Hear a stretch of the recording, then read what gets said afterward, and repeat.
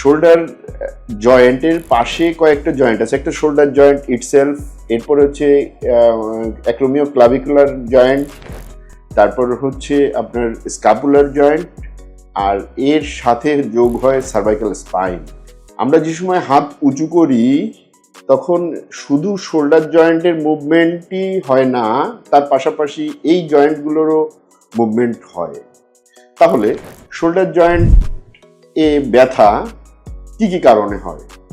Shoulder জয়েন্টে ব্যথা shoulder জয়েন্টের নিজস্ব সমস্যার কারণে হয়।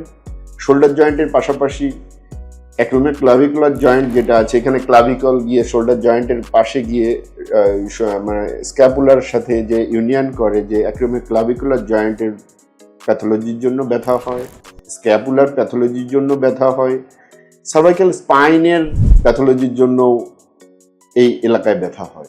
তো শোল্ডার জয়েন্টের সবচেয়ে কমন একটি যে রোগ সেটা হচ্ছে ফ্রোজেন শোল্ডার, যেটা ফ্রোজেন শোল্ডার একেবারেই স্বাভাবিকভাবে বলতেই ফ্রোজেন শোল্ডার সাধারণ লোকজনরা বুঝে থাকে, যেটিকে বলা হয় অ্যাডহেসিভ ক্যাপসুলাইটিস।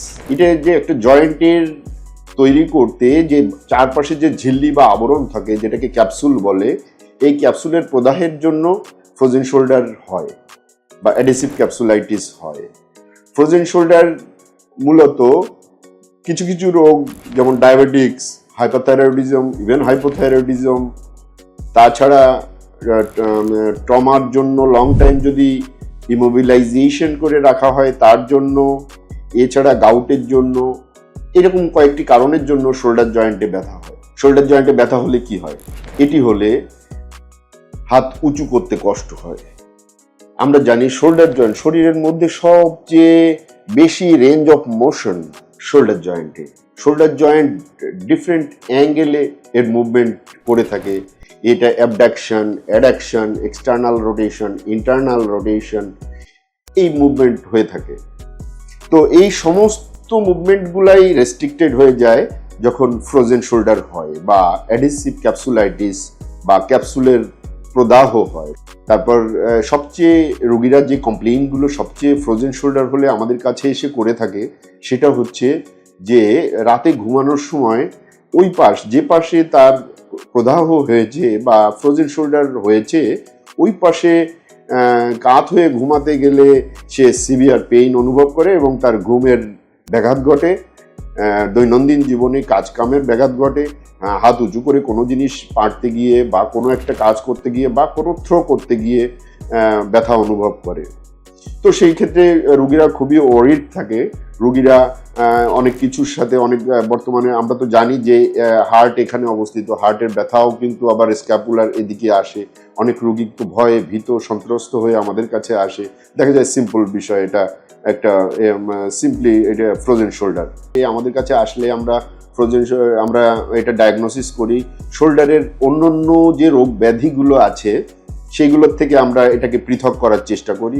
শোল্ডারের অন্যান্য রোগ ব্যাধির মধ্যে আমরা জানি যে সার্ভাইকাল স্পাইনের ঝামেলার জন্য, সার্ভাইকাল স্পাইনের সমস্যার জন্যও কিন্তু শোল্ডার মুভমেন্টে সমস্যা হয়ে থাকে। এছাড়া অ্যাক্রোমিও ক্লাভিকুলার জয়েন্টের পাশের জয়েন্টটা মুভমেন্টের জন্য এটা হয়ে থাকে। এছাড়া এখানে নিউরোলজিক্যাল কোনো সমস্যার জন্যও শোল্ডারের মুভমেন্টের ঘাটতি হয়। এছাড়া শোল্ডারের চারপাশে যে মাংসপেশিগুলো আছে, যেমন রোটেটর কাফ বলা হয়, সেগুলোর ইনজুরির জন্য শোল্ডার জয়েন্টের মুভমেন্টের সমস্যা হয়। এছাড়া অনেক সময় দেখা যায় সুপ্রাস্পাইনাইটাস টেন্ডিনাইটিস, এই সমস্ত জন্য শোল্ডার জয়েন্টের ব্যথা হয়ে থাকে। এইগুলোর থেকে ফ্রোজেন শোল্ডারটা আমরা সেক্ষেত্রে আলাদা করি এবং ডায়াগনোসিস করি, কিছু রেঞ্জ অফ মোশন এক্সারসাইজ দিয়ে দিই। রেঞ্জ অফ মোশন এক্সারসাইজ, কিছু পেইন কিলার দিয়ে দিই এবং রোগীকে অবশ্যই তার যে প্যাথোলজি, যে কারণের জন্য এটা হয়ে থাকে, ডায়াবেটিক্স বা হাইপোথাইরয়েডিজম বা হাইপারথাইরয়েডিজম বা অন্য যে কারণগুলো আছে সেই কারণগুলো মিনিমাইজ করার চেষ্টা করা হয়, ফ্রোজেন শোল্ডার ভালো হয়ে যায়। এর বাইরে এটাতেও যদি ভালো না হয় সেক্ষেত্রে আমরা জয়েন্টের মধ্যে স্টেরয়েড ইনজেকশন দিই, রেঞ্জ অফ মোশন বাড়িয়ে দেওয়ার চেষ্টা করি। স্টেরয়েডের সাথে লিগনোকেইন বা বুপিবেকেন দিয়ে দিই এবং এক্ষেত্রে frozen shoulder range of motion আমরা বাড়িয়ে দিই এবং ফ্রোজেন শোল্ডার অনেকাংশে ভালো হয়ে যায়। এরপরেও ফ্রোজেন শোল্ডার অনেক সময় ভালো হয় না।